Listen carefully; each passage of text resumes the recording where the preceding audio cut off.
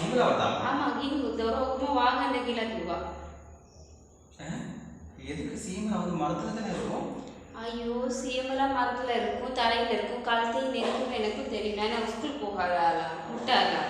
இல்லாட்டி கடையில போய் வாங்கிட்டு வரணும் சீமலா. ஆமாப்பா, அது நாய் பூனை கோழி பாருங்க வீட்டுக்கு கொண்டு வந்து வளங்க. பிள்ளையிலே வச்சுட்டு நீங்க சீமலா வளர்ப்பீங்களா? முதல்ல ஆண்கள் தெரியல என்ன பண்றாங்க? ஓ உங்களுக்கு சிங்களம் தெரியாது என்ன? எனக்கு போதிய அளவு சிங்களம் தெரியும். எனக்கு நீங்க சிங்களம் கற்றுக் கொடுக்காதீங்க. முதல்ல என்ன பண்ணாங்க? ஐயோ கடவுளே, அங்கிள் சொன்னாரு சீமலான புலி வருதுன்னு அர்த்தம். சிங்களத்துல சொல்லுவாங்க சீமலான புலின்னு, தெரியுமா?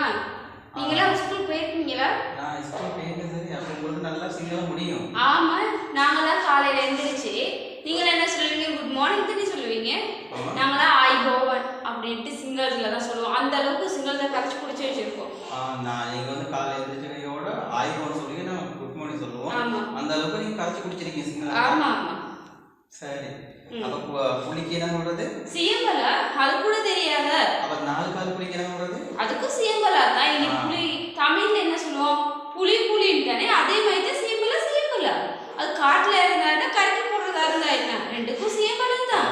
நல்லா சிங்களம் பழகிருக்கேம்மா. உங்களோட எனக்கு பைத்தியம் முடிஞ்சது சாமி. இப்ப எங்க போறீங்க?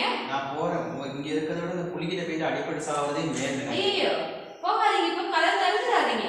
திறந்து இங்கதான் இந்த பெரிய புலி ஒன்று இருக்கு, அதனால அங்க வெளியே போயிட்டு நான் அடிப்படை. ஐயோ சீமலா வரப்போகுது, போகாதீங்க. சாமி திரும்ப சீமலாவா? ஒரு சாமி என்ன